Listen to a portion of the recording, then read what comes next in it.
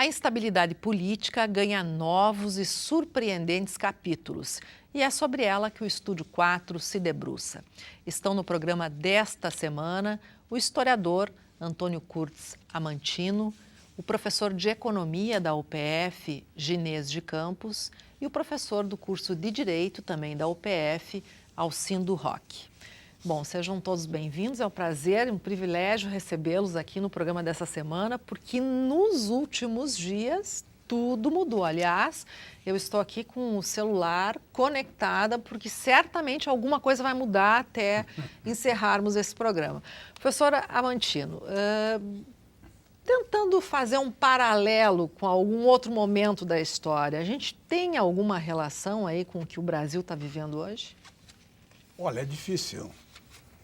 Muitos observadores, jornalistas enxergam, no momento de maior crise da história brasileira.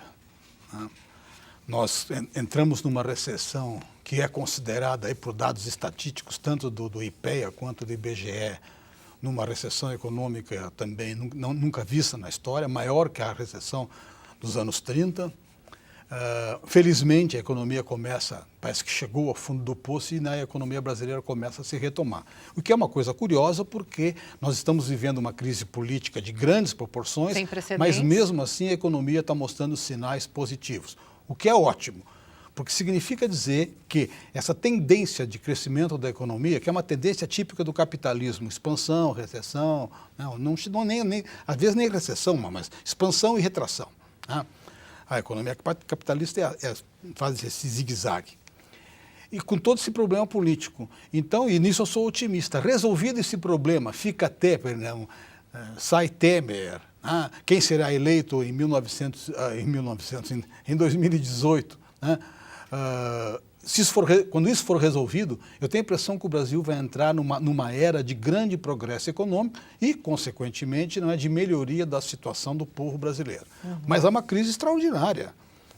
Nós estamos desde 2013 aí envolvidos, no processo de impeachment. Extraordinária e necessária para fazer essa mudança, essa virada? Bom, vamos ver o lado positivo da crise. A crise, inclusive, na vida individual das pessoas, ela pode ser muito boa. Ou a pessoa se entrega aos seus vícios e acaba morrendo, ou a pessoa toma jeito. Porque hoje há um certo consenso também entre políticos, observadores, jornalistas, do que tem que ser feito para o Brasil se recuperar. Porque, de fato, todo o sistema político brasileiro se degenerou. E aí, sem exceção. O nosso sistema de governo é um horror, nós temos que repensar esse tal de presidencialismo. Então, está se propondo aí um semipresidencialismo, uma espécie assim, tipo o que há mais ou menos na França, em Portugal e tal. Bom, o sistema partidário, meu Deus do céu. Nem se fale. Isso nunca foi visto. Tem 35 partidos e tem 101 partidos pedindo registro. Com nomes estranhos, tem um partido que se chama Animal até, que está pedindo registro. O sistema eleitoral também faliu. Mas tudo isso, então, vamos ver o lado bom da crise. Porque quando não há alternativa, eu ouvi uma vez o Delfim Neto dizer isso, quando não há alternativa, a mente humana fica espantosamente clara. Ou seja, nós brasileiros sabemos o que tem que ser feito. O problema é que essa degeneração, esse sistema partidário, esse sistema eleitoral, esse sistema de governo está beneficiando essa atual classe política. Então o brasileiro está com o pé atrás, ele acha que este Congresso não será capaz de fazer a reforma que o Brasil precisa. Mas já foram feitas algumas coisas, a reforma trabalhista, por exemplo, E se sair a reforma da Previdência, junto com os sinais positivos que a economia está sinalizando, eu acho que o Brasil vai entrar numa fase boa. E que vai melhorar a vida dos brasileiros que estão sofrendo essa crise econômica e política. Professor Ginês, como é que se explica uma crise política sem precedentes na história, como diz o professor Amantino, e uma economia dando sinais positivos, inclusive com o resultado da Bolsa de Valores surpreendente no começo dessa semana? Em certa medida, as análises mais tradicionais sempre associaram o cenário na política e o cenário econômico. Existe essa relação entre política e economia. O que nós estamos vendo hoje no Brasil, e que foi muito bem colocado pelo professor Amantino, é uma espécie de descolamento entre o mundo econômico e o mundo político, né? E isso é interessante, né? Isso é algo, inclusive, que merece estudos mais aprofundados, né? Como as instituições políticas estão se deteriorando, quer dizer, há uma crise nas instituições políticas do país em termos de credibilidade. Recente pesquisa que foi feita por um instituto aqui no Brasil mostra assim, um completo descrédito em relação às instituições políticas, em relação ao legislativo, ao executivo e até mesmo o próprio judiciário, né? E apesar desse descrédito nas instituições políticas, nos partidos políticos, né, a economia começa a dar sinais de fato de melhoria. Os recentes dados aí, o comportamento do índice Bovespa, né? Quer dizer, nós tivemos algo igual apenas ali no início de 2008, né? Estamos falando ali do governo do presidente Lula. Quase 10 anos. Exatamente, onde houve uma euforia em termos econômicos, né? Numa profunda crise política e institucional, de completo descrédito das instituições políticas. E o índice Bovespa disparando de forma inequívoca, no sentido assim de nós esperarmos, de fato, justamente o contrário. Uhum. Né?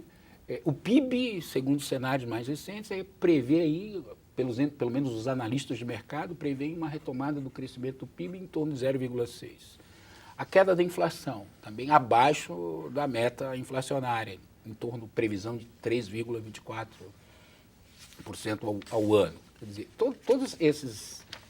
todo esse cenário positivo a partir desses indicadores, possível queda da taxa de juros aí na próxima reunião do Copom, caminham desconectados do mundo político. Isso quer dizer que se nós não tivéssemos uma crise política tão acentuada, estaríamos numa melhor condição econômica? Não tenha dúvida, muito melhor, muito melhor. Agora, é preciso entender, e essa é uma análise, é uma tese, né, Amantino, que eu às vezes procuro elaborar, é que nós vivemos assim duas realidades paralelas.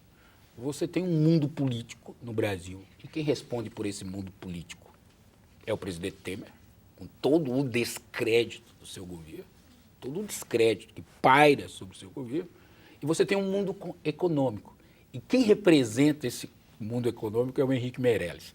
É como se nós tivéssemos dois presidentes, um presidente da vida política do país e um presidente da vida econômica, né? Quer dizer, é como se tivéssemos dois governos paralelos.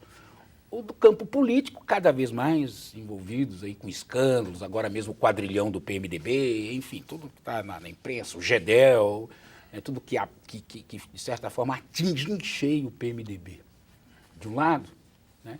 E do outro a economia dando respostas positivas, mas quem dá esse aval da economia é o Henrique Meirelles.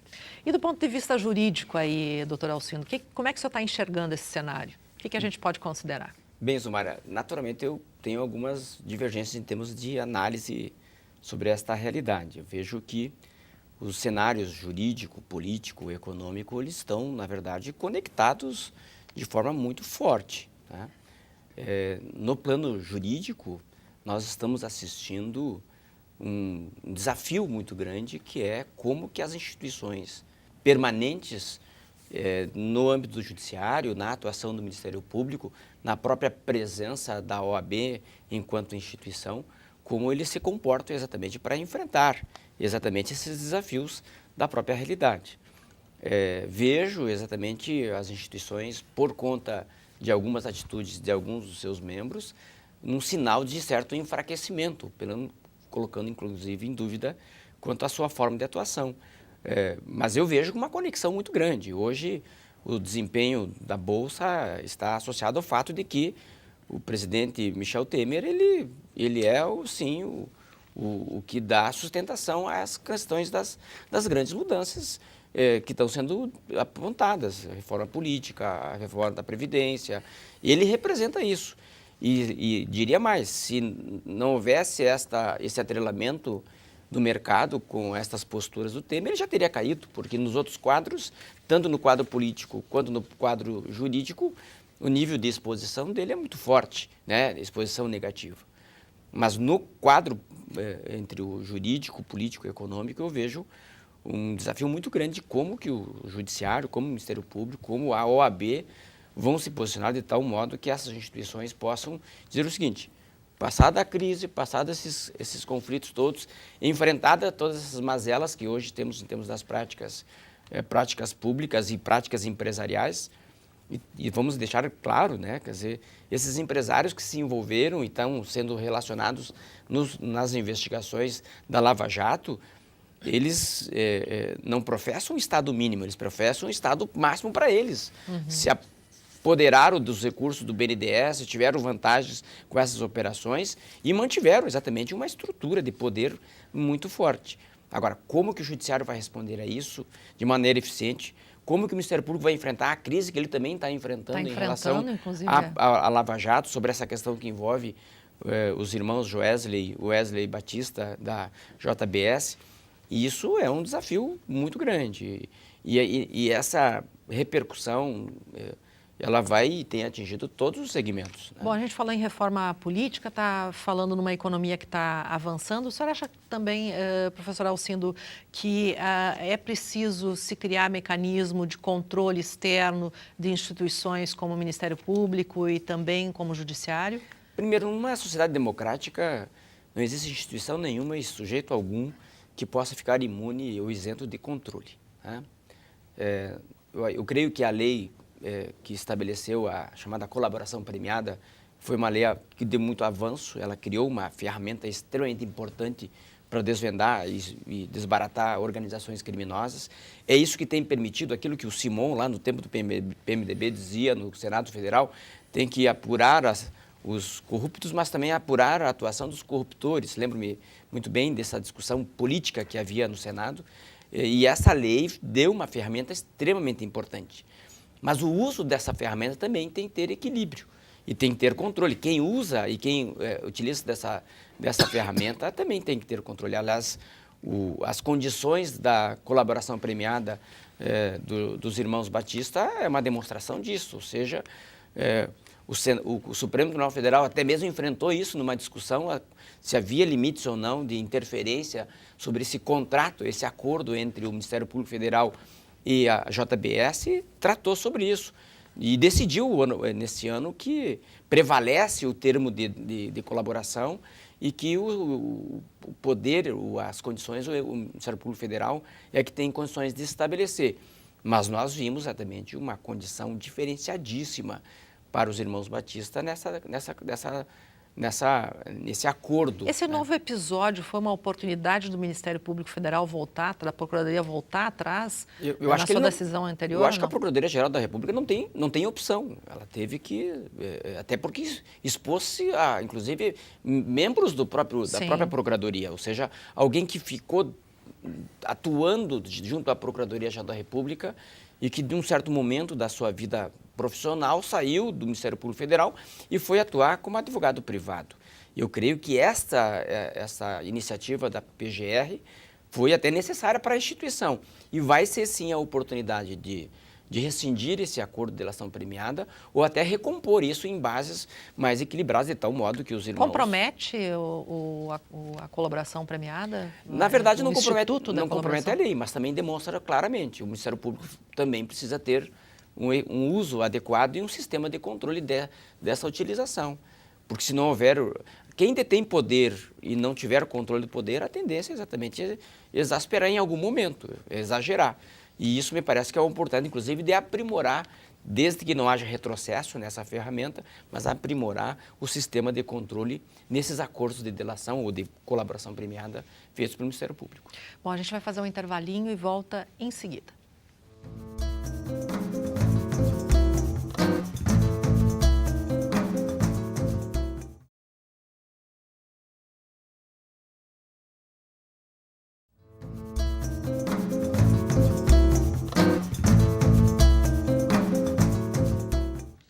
Cenário político, instabilidade estão na pauta do Estúdio 4 desta semana.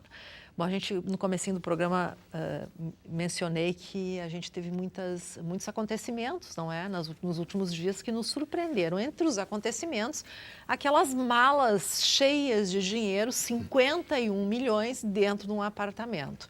o que a gente imaginava que pudesse, né, ter acontecido, não aconteceu e continua acontecendo. Essa corrupção no Brasil, professor Amantino, como é que se explica isso? Como é que se explica essa crise toda? Isso sempre existiu e a gente não estava enxergando? Muita gente vai achar que o que eu vou dizer é um simplismo, mas com o tempo de estudo e de reflexão, eu não considero assim. O grande problema do Brasil é o Estado. O Estado brasileiro é o problema. Vamos a alguns exemplos. Mesmo aqui num debate que nós tivemos aqui contigo, sobre aumentar ou não o número de vereadores na nossa Câmara Municipal, lembro que tu apresentaste uma entrevista com moradores de Passo Fundo, na rua lá, mais de 80% eram contra o aumento do número de vereadores. Mesmo assim, eles aprovaram. O que é um absurdo. Hoje a carga... Um outro exemplo assim, também simbólico e muito representativo. A Caixa, o sistema de correio brasileiro, nossos correios, tem monopólio dessa atividade econômica e mesmo assim só dá prejuízo. Pois é, está falido. E tem monopólio. Né? Quer dizer, é uma coisa fantástica. Já foi uma empresa uma modelo. Atividade altamente lucrativa e dá prejuízo. O sistema de previdência do Banco do Brasil, da Caixa Econômica Federal, da Petrobras, está tudo quebrado. Tudo. Tanto é, por exemplo, eu acho que meus colegas estão pagando, não é o prejuízo da nossa previdência privada, né, com a Previ. Então, isso vem de longe de uma cultura. Por exemplo, eu fui criado, né, com a ideia de que o bom era o Estado. Tanto é que nós idolatrava políticos como Getúlio Vargas. Né? Os nossos próprios militares, não é, aumentaram de forma extraordinária o tamanho do Estado. Então, hoje, grande parte porque quando maior é o Estado, mais portas se abrem para a corrupção.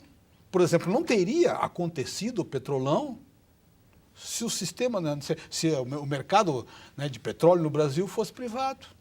Né? Simplesmente não teria acontecido. Porque uma empresa privada que fizesse isso iria à falência. Porque qual é a diferença entre uma empresa estatal e uma empresa privada? Uma empresa privada está sob o império do mercado. E o mercado, como nós sabemos, ele é cruel. E uma empresa estatal está sob o império da política. Então é isso que tem... E aí, como eu também já falei antes, né, todo o nosso sistema político está degenerado. É essa reforma que é necessária, então. E aí que mudar o Estado. Mudar. Ainda bem que, aquilo que eu repito, graças ao tamanho da crise, né, os líderes políticos sabem, a opinião pública brasileira sabe que tem que ser feito. Tem que mexer no sistema eleitoral, tem que mexer no sistema partidário. Por exemplo, é uma coisa tão simples. Como é que se acaba com esse multipartidarismo maluco? Basta fazer o que os alemães fizeram ao final da Segunda Guerra Mundial, não é? Uma cláusula de barreira, que agora parece que está sendo aprovada no Congresso. Muito pequena, mas já é um meio caminho, depois parece que ela vai aumentando. Né? O fim dessas coligações proporcionais, que é um escândalo. Que também é um dos pontos que já passou então, na Câmara dos Deputados. Mas o grande problema é o Estado. Não se trata aqui de ser contra o Estado, eu não sou anarquista. Né? Se alguém quiser me colocar numa gaveta, eu fico muito bem acomodado na gaveta do conservadorismo liberal, ou do liberalismo conservador. Se trata de ter um Estado eficiente. Em geral, compara às vezes com animais. Né? Qual é o melhor, um elefante ou um tigre? O tigre, que é um animal mais ágil. E o nosso Estado canaliza, ele absorve os nossos recursos e nos devolve, não é, serviços públicos terríveis. Olha como está. E aí tem também uma coisa muito grave na sociedade brasileira, que é a desigualdade. Por exemplo, quem tem curso universitário tem cadeia especial. Eu me lembro que eu dizia para meus alunos, vocês estudem e tal, se formem, que quanto mais, pelo menos vocês forem presos, vocês vão ter cadeia especial. Para o povão, as cadeias que nós vemos que são infernais. Né? O sistema de ensino. As escolas públicas vivem em greve, estão se degradando, né? O nível está cada vez pior. Mas quem tem melhores condições financeiras, bota seus filhos em escolas privadas. Né? E assim vai. Uma desigualdade muito grande, né? E aí isso gera desigualdade, né? E todas essas degenerações todas que eu acabei de apontar. Agora, uma outra questão, professor, mesmo que as investigações avancem, mesmo que a gente tenha empresários e pessoas presas por corrupção, me parece que ela não acabou, ela continuou sendo feita escancaradamente. Isso tem nome? Isso é aquela coisa da impunidade? Será que faz isso? A corrupção é da natureza humana. Exatamente. Mas mesmo com todas as... É por isso que as sociedades humanas criam instituições. E não só criam instituições, criam um poder que tem o monopólio do uso da força, da violência, chamado poder político, ou Estado. Se nós fôssemos anjos, não seria necessário governo. E se os governantes fossem anjos, não seriam necessárias restrições constitucionais. Mas aí que vem o problema. As instituições brasileiras estão, elas estão mal, como é que eu vou dizer, estão funcionando mal. Existe um paradoxo, né? Um paradoxo em termos de perspectiva, né? Nunca se puniu e nunca se apurou tantas crises em termos na gestão no uso das coisas públicas por empresários e políticos, nunca se tem. E o nível de desconfiança parece que aumenta. Porque essa qual é a explicação qual é a explicação exatamente para isso? Porque nós não tínhamos, no passado próximo, empresários, mega empresários, né, presos como nós temos nos últimos anos, presos e respondendo processos com condenações. Isso é um sinal positivo. Não, então, veja bem, mas a sensação que se dá é que as coisas não terminam. Mas aí a gente encontra malas com 51 milhões de reais. Eu gostaria de complementar. Só vou pedir para o professor Então, Alcindo. nesse aspecto, eu vejo que há, assim, os sinais que há que se ter controle, Nós não vivemos uma sociedade de anjos, mas as pessoas que praticarem atos prejudiciais, que eles tenham a capacidade de responder. Ou seja, que eles respondam pelos atos que pratiquem. Aliás, e isso também é um cenário que nós estamos assistindo.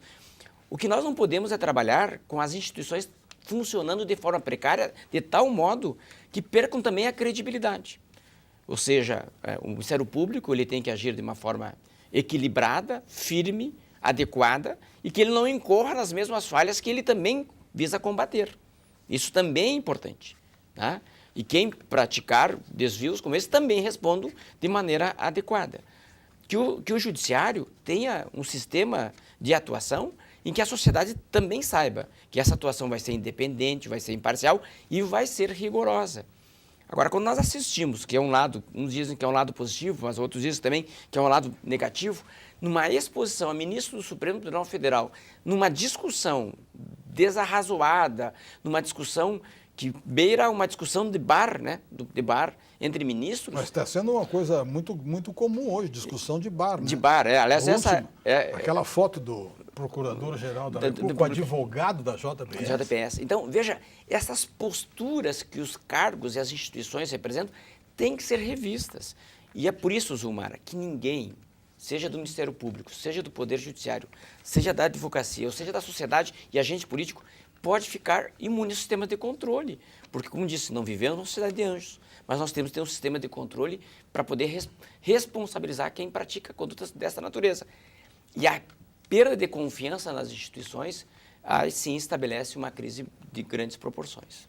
Professor Eu gostaria até de reforçar, porque o caso do Gedel, das malas, me parece assim, de um simbolismo que transita no campo assim, é inacreditável, na verdade, né? De uma comédia trágica, ao mesmo tempo inacreditável. Cômica. Mas esse simbolismo, professor Alcindo Roque, pelo menos é o meu entendimento, a minha compreensão, de que esse fato ele tem uma dimensão muito reveladora. O que leva um político, né, a praticar essa insanidade de transitar com malas? O Gedel foi uma alta autoridade da Caixa Econômica Federal. Isso, vice-presidente da Caixa Federal. Estatal. Mas a trajetória dele vem desde a presidência do Banco da Bahia, no qual ele já tinha um histórico. Né? Enfim, o que que eu quero aqui traduzir, o que é revelador? O que leva as pessoas a fazerem esse tipo de prática que beira a insanidade? A certeza da impunidade. Só a certeza da impunidade, Zulmara, pode justificar um ato tão insano, né? É como esse, por exemplo, do Gedel. E quando a gente fala de incerteza da impunidade, a gente precisa colocar em xeque, embora algumas pessoas não gostem disso, colocar em xeque a credibilidade do judiciário brasileiro. Eu queria perguntar para o Amantino, né, que é um historiador e que acompanha, nos últimos 50 anos deste país, os inúmeros escândalos que nós tivemos, cujo ícone, talvez maior da corrupção brasileira, tenha sido Paulo Maluf, tenha sido José Sarney e toda a sua família, que transformou o Maranhão numa capitania hereditária. Quem destes políticos envolvidos em corrupção e que foram noticiados pela imprensa, né, nesses últimos anos, que foi efetivamente preso? E aí você olha para um judiciário que, no meu ponto de vista, né, é omisso, né, infelizmente omisso, e esse é o sentimento que as pessoas têm aí Mas fora. o próprio Joesley, na última gravação, diz para o interlocutor que eles não vão ser presos, não é? Nós não vai ser preso. Nós não vai ser preso. Independentemente do português, a frase ela é emblemática. Ela está Embora dizendo o tenham seguinte, sido presos logo em seguida. o que dá para entender, nós temos Uma o prisão judiciário na temporária. mão, nós temos o STF na mão, então nós não vamos ser presos, porque ele tem convicção, e agora vai vir aí mais revelações de fitas que estão no exterior, fitas essas que vão comprometer, inclusive, a credibilidade do STF. Né? Dizemos que o STF, que alguns representantes do STF, têm um comprometimento claro, não estou dizendo em termos de corrupção, mas do ponto de vista político, quando você olha a conduta de Gilmar Mendes, do Lewandowski, do próprio Toffoli, em muitas decisões a gente vê um completo compromisso político do STF com determinados grupos. Mas será que novas revelações, outras gravações, colocam medo nos políticos que estão aí no comando do país, doutor Alcino? Zumara, eu vejo Com assim, certeza. Com certeza. Tem que colocar medo. Agora, vamos ver, o Gedel é um sujeito que era um dos três de extrema confiança do Temer, né? Padilha, Gedel, Que agora está preso e Moreira pode Franco, fechar uma quer dizer, colaboração. ele poderá, inclusive, incrementar esse processo de informação sobre aquilo que se dava na retaguarda, no escuro do poder, né? Aliás, um dia eu escrevi uma coisa, o que se deve tratar no escuro, na noite do Jaburu, que não se possa tratar de dia e à luz do dia no Palácio do Planalto, né? Mas o fato, eu vou divergir um pouco do professor Ginés, mas nesse sentido, eu acho que nós temos sim um judiciário que está sendo colocado em xeque, mas nunca se atuou tão fortemente em relação à questão que envolve a apuração de condutas de poderosos. Isso não é um sinal que o judiciário esteja também de costas para a sociedade. Aliás, a mídia às vezes é criticada pelo exagero, mas ela tem propiciado exatamente uma discussão muito forte sobre isso. Eu acho que ele estava de costa para a sociedade. Não, estava. A sociedade obrigou ele a se voltar. Então. Exatamente. Então, isso é um sinal que a sociedade e a mídia provocou isso, né? Então, eu diria assim, há sinais que apontam exatamente de que não há caminho de volta para o Poder Judiciário, de permanecer de frente para a sociedade, né? E responsabilizar as grandes corporações, os grandes empresários e aqueles detentores do poder. Isso é um sinal, porque nós temos que ter, Zumara, uma capacidade de mesmo uma terra arrasada, poder reconstruir alguma coisa. E essa reconstrução passa por uma responsabilização efetiva de quem praticou. E o judiciário tem um papel essencial e fundamental e estratégico nisso. Pode demorar, às vezes não é no tempo que a política atua, não é no tempo que a sociedade gostaria, mas ele tem atuado exatamente para que essa responsabilidade aconteça. Nós precisamos ter uma capacidade de fazer com que as instituições funcionem adequadamente para poder reconstruir exatamente um outro cenário. E esse outro cenário interessa para a sociedade, interessa para a economia e tem sim que ser um compromisso das instituições. E eu creio que o judiciário está exercendo esse papel, que necessita também, naturalmente, de um aprimoramento e um aperfeiçoamento, mas está fazendo o seu papel. Bom, qual é o papel da sociedade e por que a sociedade não está mobilizada é a questão que a gente vai levantar no próximo bloco. A gente vai fazer um intervalinho e volta em seguida.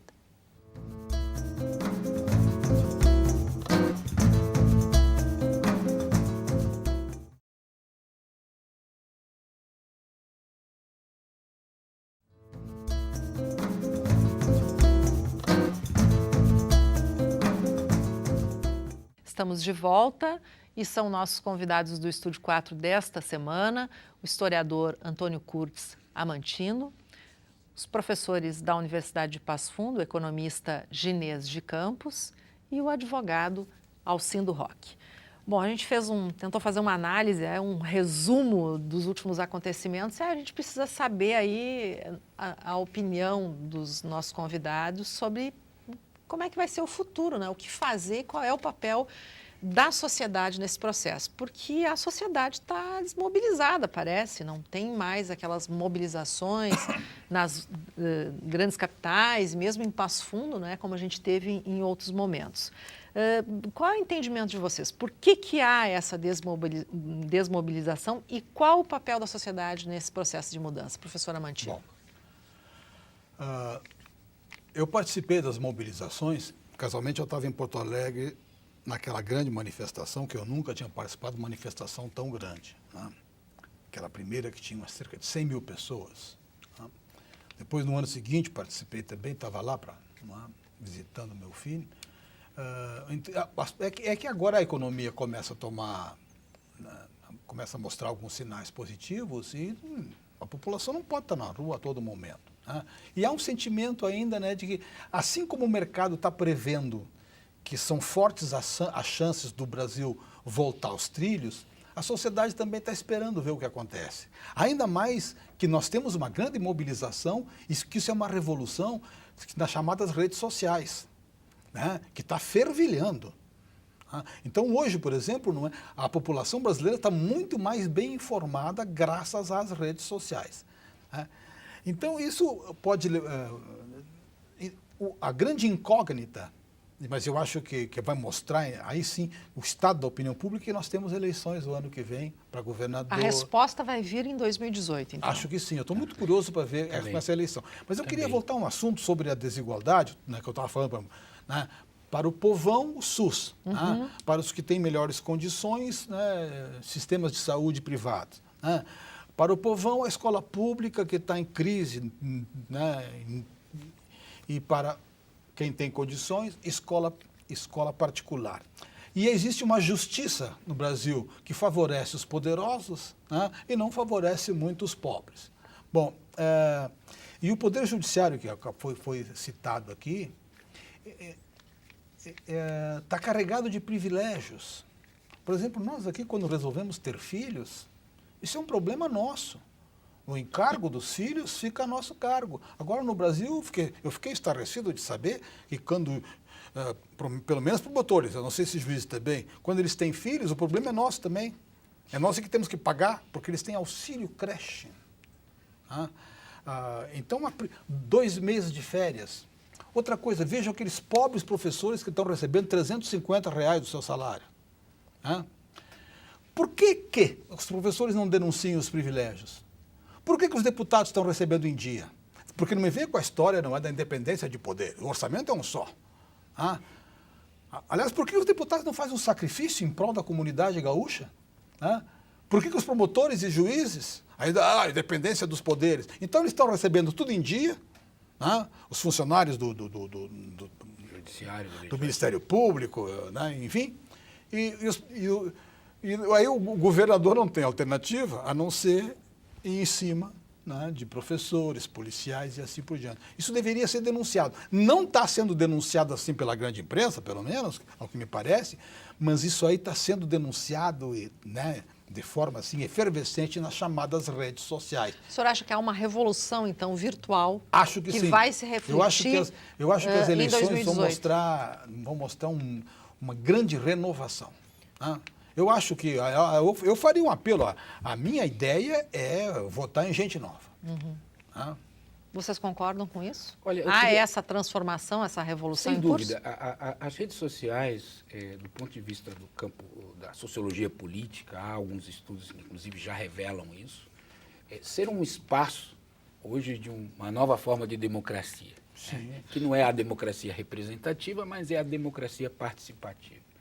E, de fato, talvez a gente esteja acostumado ou vincular a ideia de que a indignação ela precisa ser mais visual do ponto de vista das pessoas saírem nas ruas, e a gente não está vendo isso, né? Parece que existe uma certa letargia social hoje, uma indiferença, mas não há. Ela está muito presente, até comodamente, nas redes sociais. Mas eu queria complementar aqui um pouco da fala do colega Mantino. De fato, a questão central hoje da crise que nós estamos vivendo é uma crise fiscal, ou seja, uma crise das finanças públicas. E isso se reflete por duas razões principais. Uma que nós já debatemos aqui, que é a corrupção. Mas nós precisamos discutir talvez um dos aspectos mais nocivos do Estado brasileiro, que é o corporativismo. Em vez de sermos uma república federativa do Brasil, nós nos tornamos uma república corporativa do Brasil. As corporações sugam recursos do Estado brasileiro. Nós temos um Estado paquidérmico, ineficiente, corrupto e corporativo. Nós precisamos começar a discutir, né, o poder das corporações dentro do Estado. E o maior exemplo é o que foi citado em relação ao judiciário. Um dia desse, em sala de aula, Amantino, uma aluna me perguntou: professor, por que não se parcela os salários do judiciário e do legislativo? Eles não são servidores públicos? O meu pai é brigadiano, minha mãe é professora, ela é servidora pública. Ambos têm um salário parcelado. Mas por que o legislativo e o judiciário, que são servidores públicos, não têm seus salários parcelados? Veja, é uma pergunta simplória de uma aluna cujo pai é brigadiano e a mãe é professora, mas que reflete claramente um debate que nós precisamos fazer em relação a esse Estado brasileiro que é refém das corporações. E não se esqueça que eles fizeram uma pressão muito grande para receber 16% de aumento, né, recentemente. E aí eu pergunto, mesmo que haja uma renovação em 2018, isso será suficiente para mudar esse corporativismo, essas questões que estão aí, professor? Porque vai terminar o programa. Isso só pode ser feito se nós mudar o sistema eleitoral. Perfeito. Nós temos que Concordo estabelecer plenamente. o voto distrital misto, porque Isso. daí vai aumentar o grau de representatividade. E de cobrança do candidato. Mas o que está em discussão é o distritão, não é o uma questão, misto. Quem está aí não vai fazer mudança nenhuma. Então, eu acho que a mudança começa em 2018. Não, mudança nenhuma mas não vem. Tanto que se fez alguma mudança, a lei do teto, talvez saia a reforma da Previdência, a reforma trabalhista. No campo da reforma política... Se nós reconhecemos aqui que a principal reforma que ocorrer é a política para poder propiciar as grandes transformações, nós sabemos que não é em 30 dias a toque de caixa que vai fazer grandes mudanças. Eu acredito exatamente na sua fala, no sentido de que o desafio em 2018 é de que haja uma grande renovação, mas uma renovação comprometida exatamente com os novos cenários, as novas possibilidades. Nós temos um indicativo deste ano, na eleição no estado do Amazonas, em que mais de 40% dos eleitores se negaram a votar ou votaram em branco, numa repulsa exatamente a esses modelos. Quem foi eleito governador agora no Amazonas foi eleito com, na verdade, menos de 30% dos votos dos eleitores do Amazonas. Já é um sinal de repulsa. Agora, não é somente fazendo sinais de repulsa ou de reprovação... Que chega a ser perigoso. Que perigoso. Por quê? Porque tem que haver modificação. Agora, não vai ser com esse quadro de deputados, senadores, com esses mesmos modelos de políticos tradicionais. E quando eu falo tradicional, não estou falando de ser mais antigo ou mais jovem. Sim. Porque tem político jovem com as mesmas práticas e as mais nefastas práticas dessa política antiga. Se não houver renovação comprometido com essas novas demandas, novas exigências, a partir daí sim é possível fazer as modificações. Eu creio que não é, e aí me parece que é o convencional, existe uma dificuldade hoje de mobilização nas ruas, porque há aquilo que o professor Ginés disse, uma letargia. Porque quem foi para as ruas não sabia que 2 meses depois ou 3 meses depois, quem estava do seu lado, na verdade, estava do mesmo lado, no mesmo lado da esquerda ou da direita, ou seja, todos foram envolvidos, né? Estiveram envolvidos em corrupção.